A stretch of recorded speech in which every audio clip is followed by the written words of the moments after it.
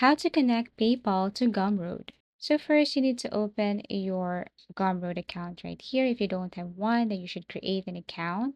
It's just so easy.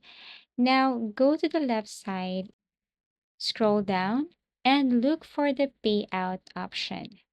Now what you are going to do here on the payout settings, you need to first choose your country. So Gumroad uses different payout methods depending on your country. So all you have to do is select your country right here. And after that, you should see the option and how are you going to receive donations or payment. So for example, if you select USA, then you can receive money via get paid via direct deposit or bank. For outside the US, you will see the PayPal option.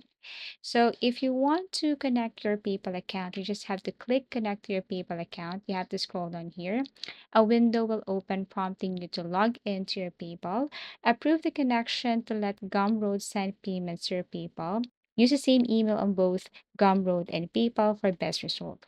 Now, Gumroad may verify your account before enabling payouts, so once approved, your earnings will be automatically sent to your PayPal every Friday if you meet the minimum threshold, usually $10. That's how easy it is to connect PayPal to Gumroad.